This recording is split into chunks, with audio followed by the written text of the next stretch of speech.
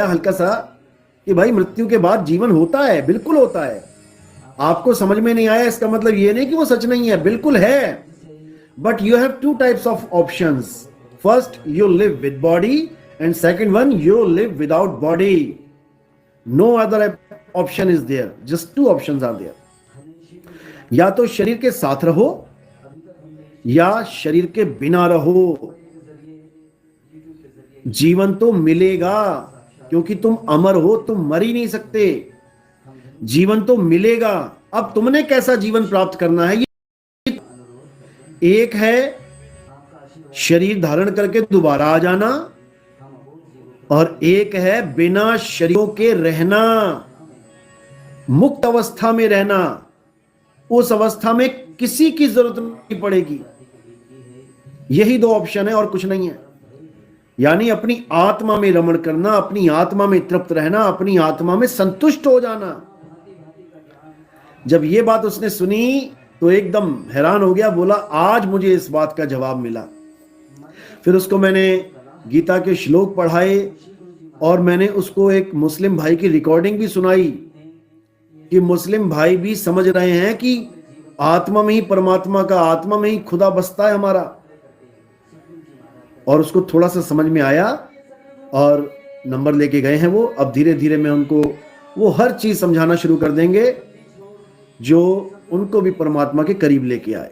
क्योंकि हमारा मकसद सबको एक करना है, अलग अलग करना नहीं कि तू हिंदू है केवल तू ही ज्ञान प्राप्त कर सकता है, मुसलमान से नफरत करो, मुसलमान को मारो, कभी नहीं।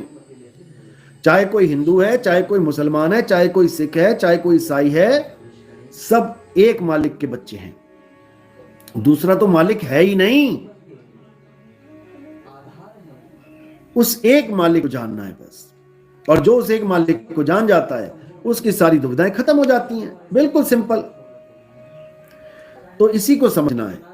सब उस मूल ज्ञान के झंडे के नीचे तभी आएंगे जब आत्म ज्ञान को जान लेंगे, जब ये भेदभाव को खत्म कर देंगे, तभी हम सब एक हो सकते हैं। नहीं तो लड़ते रहो, मरते रहो, कटते रहो, कोई बचाने वाला नहीं है। और अब भक्तों को भी आदेश देने का समय आ गया है कि आप भी अब गली गली में, गांव गांव में जाके डंका बजाएं। अब सब एक झंडे का प्रचार करें, सतनाम का प्रचार करें। जो भी भगत गांव गांव में जाकर प्रचार करना चाहता है वो मुझे मैसेज करें। वो मुझे अपना नाम, अपना एड्रेस, अपना गांव, अपनी लोकेशन सब भेजें व्हाट्सएप पे। जो अपना जीवन इस प्रचार में लगाना चाहता है वो मुझसे संपर्क करें और अच्छी तरह इस मूल ज्ञान के डंके को पूरे विश्व में बजाने का जो बेड़ा है वो सब उठाएं। अकेला क्या क्या करेगा इंसान? पूरे विश्व में डंका बजाना है तो सबको एक साथ आना है। नियम बनाओ कि शाम को सोने से पहले कम से कम 5 या 10 लोगों को मैं ये पर्चा बांटूंगा। नियम बनाओ। 10 लोगों में से ठीक है 9 लोग भी तुम्हें कहेंगे अरे जा भाई नहीं चाहिए, लेकिन याद रखना 10 में से एक इंसान आपको ऐसा मिल जाएगा जो परमात्मा को सच में चाहता है, जो सच में चाहता है कि मेरी मुक्ति हो। बस उसी एक की तलाश है हमें उस 10 में से। तो जरूर जरूर जरूर पर्चे बांटने का काम जरूर करें। खुद से छपवाएं, चाहे एक पर्चा छपा हुआ है उसी को लेके 10 लोगों से मिलें, उस पर्चे को रखें उनके सामने, उनको बताएं कि मौत आएगी, हार्ट अटैक आएगा, क्या करोगे मेरे भाई? हर इंसान को हार्ट अटैक आएगा, उस वक्त क्या करोगे? एक भी नहीं बोलेगा हार्ट अटैक वाला कि मुझे मंदिर ले जाओ या मुझे मस्जिद ले जाओ या गुरुद्वारे ले जाओ या चर्च ले जाओ। क्या बोलेंगे? मुझे हॉस्पिटल ले जाओ। एक भी नहीं कहेगा कि मुझे मंदिर ले जाओ। सब यही बोलते हैं मुझे हॉस्पिटल ले जाओ, अटैक आ गया। और हॉस्पिटल तक ना पहुंच पाए तब क्या होगा? प्राण त्यागने पड़ेंगे, तड़प तड़प के मरना पड़ेगा। समझे? इसलिए उन लोगों को बताओ कि तुम्हारी दुर्गति ना हो, इसलिए मैं तुम्हारे पास आया हूं। तुम्हें कुछ बताने आया हूं भाई, सुनने में कोई नुकसान नहीं है, मेरी बात सुन ले एक बार, फ्री है बिल्कुल, पैसे भी नहीं ले रहा, समझे? बिना पैसों के मुफ्त बता रहे हैं तुम्हें, समझ ले तेरे भले की है। तो कम से कम 10 लोगों को जरूर मिलो रात सोने से पहले, गली के हैं, नुक्कड़ के हैं, ज्यादा बिजी लाइफ है तो हफ्ते में एक दिन चुन लो, संडे संडे प्रचार करना ही है। सब मालिक के बच्चे हैं, मालिक के बच्चों तक ये संदेश पहुंचाना ही है। और जो भी तैयार होता जाता है नाम दीक्षा के लिए, मैं कुछ नंबर आने वाले सत्संगों में दे दूंगा, यूपी के अलग नंबर, पंजाब के अलग, हरियाणा के अलग, हिमाचल के अलग। आपने उन लोगों से संपर्क करना है और उनके थ्रू ही आप दीक्षा लेंगे। ये पूरा सिस्टम बना देंगे, क्योंकि मैं तो विदेशों में ही रहूंगा, ज्यादा प्रचार विदेशों में ही चलेगा। लेकिन भारत में जो मैंने इतने सारे नितिन खड़े किए हैं, भारत में मैंने जो गली गली में नितिन खड़ा किया है, वो नितिन ही डंका बजाएगा, इतना समझ लो। बाकी विदेशों का काम मैं देखूंगा, वहां का प्रचार प्रसार मैं देखूंगा। आप भारत में एक झंडा फहराओ, सबको एक कर दो। आज तक जितना भी झगड़ा, जितना भी फसाद, जितनी भी मार काट धर्म के नाम पे हुई है, अब नहीं होनी चाहिए। जितना भी फसाद, जितनी भी मार काट धर्म के नाम पे हुई है, अब नहीं होनी चाहिए। ऐसी जागृति ले आओ सब में। हिंदुओं से मिलो, मुसलमानों से मिलो, जिनके मुसलमान भाई टच में हैं, मिलो सबसे, जाओ करो कुछ काम मालिक के नाम पे। समय आ गया है, अब नहीं किया तो कभी नहीं कर पाओगे। अब आया है समय, अब खुला है मूल ज्ञान, अब खींचो काम को। 4 राम के ब्लॉग साहिब, आज एक रामपाल जी के भगत जो आपके चरण धो के सूखे पेड़ को हरा करने के लिए ले गए थे। अच्छा अच्छा, वो ड्रामा, अच्छा ड्रामा ही है वो एक नंबर का। खुद के गुरु के चरणों के पानी की परीक्षा नहीं ली। हाँ मैंने बोला था ना, कहता जी आपके चरणों का पानी लेके गया मैंने पेड़ में डाला सूखे में, जी वो हरा नहीं हुआ। मैंने कहा भाई तू अपने गुरु की परीक्षा ली क्या? चेला अपने गुरु की परीक्षा ले, पहले दूसरे के गुरु की परीक्षा लेने क्या आया है? अरे जिस किश्ती में तू खड़ा है पहले उसको तो देख ले, छेद तो नहीं है उसमें, तू दूसरे की किश्ती देखने चला है।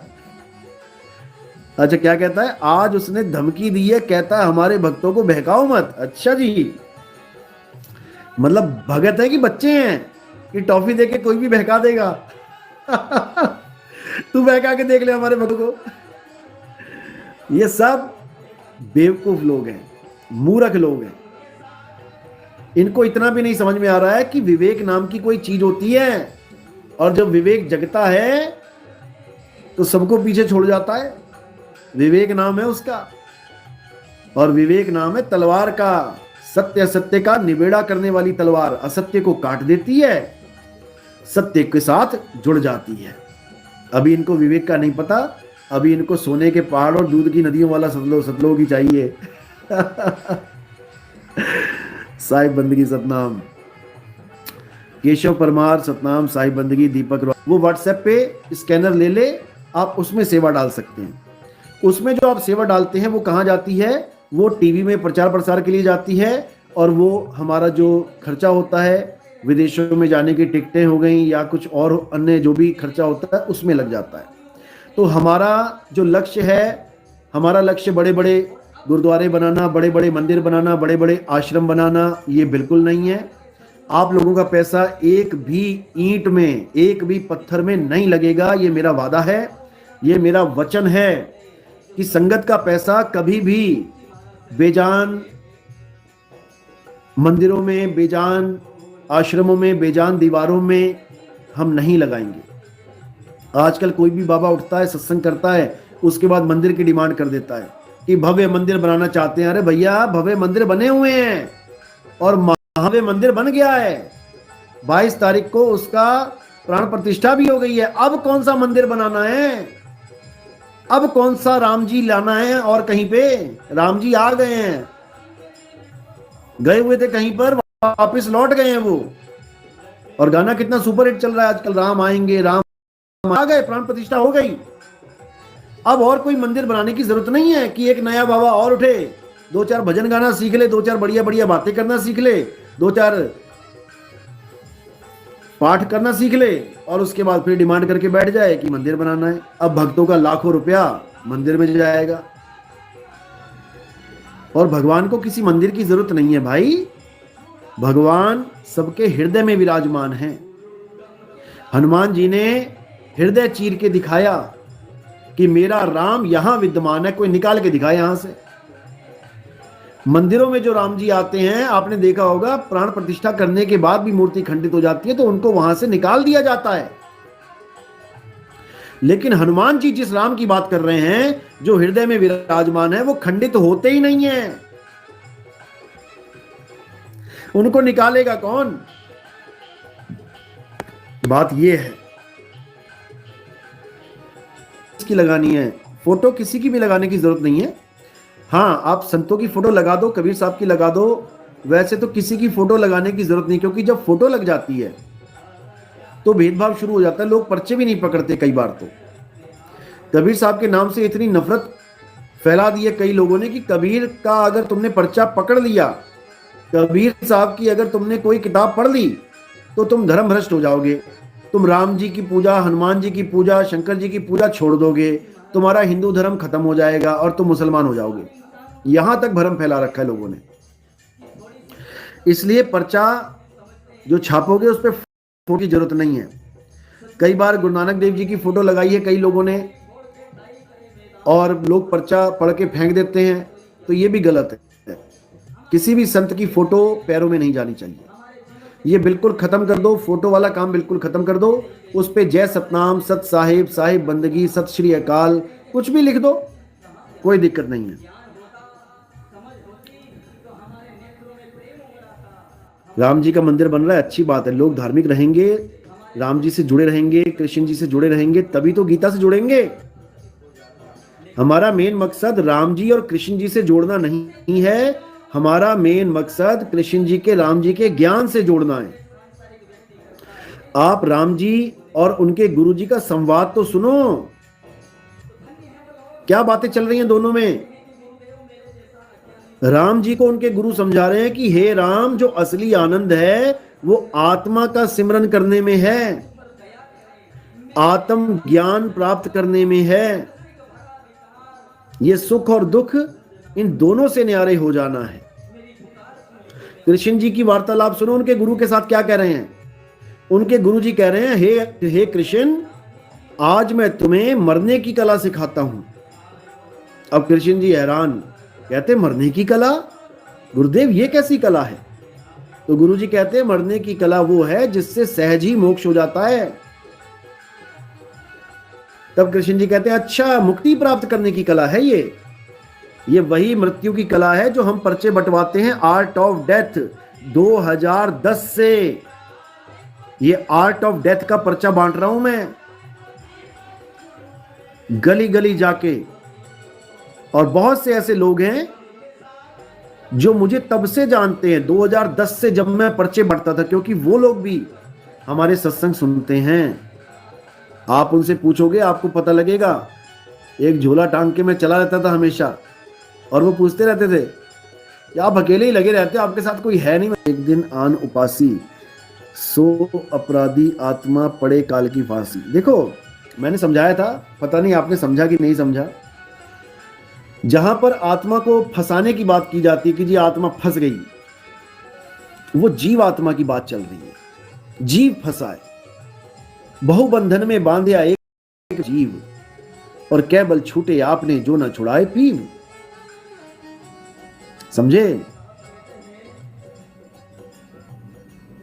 बात यह है, जीव आत्मा फंसा है, परमात्मा नहीं फंसा। आत्मा सो परमात्मा। आत्मा का मतलब है जिसको कोई जला नहीं सकता, काट नहीं सकता, मार नहीं सकता। आत्मा अचल है, जीव अचल नहीं है।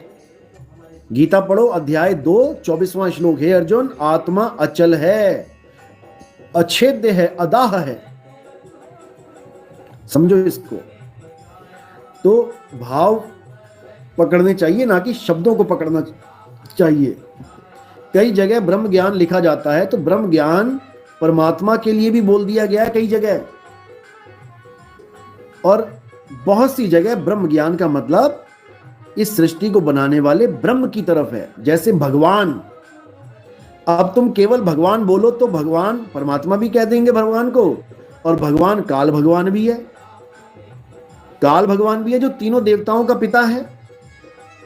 अब भगवान ब्रह्मा, भगवान विष्णु, भगवान शिव भी कहते हैं, शंकर भी कहते हैं भगवान उनको। अब तीन गुण, तीन देव भी भगवान है, उनका जन्मदाता काल निरंजन भी भगवान है, और उसका भी ऊपर जो परमात्मा बैठा है उसको भी भगवान कह देते हैं। तो भगवान का मतलब केवल एक थोड़ी नहीं है। वो वाणी कहां पर किसको सिद्ध कर रही है? भगवान। भगवान का मतलब है बड़ा, जो सबसे बड़ा है। कौन है? भगवान सबसे बड़ा है। अब शिव जी के भगत समझते हैं शिव जी सबसे बड़े हैं, राम जी के भगत समझते हैं राम जी सबसे बड़े हैं, यहां तक कि गणेश जी के भगत समझते हैं कि गणेश जी सबसे बड़े हैं। तो भगवान एक भाव भी है सबसे बड़े की तरफ। जैसे कबीर, कबीर नाम भी है, कबीर भाव भी है। यहां दुकानें कितनी हैं जिनका नाम है अल कबीर, सबसे बड़ा। कबीर का मतलब है सबसे बड़ा। तो भाव को पकड़ना चाहिए।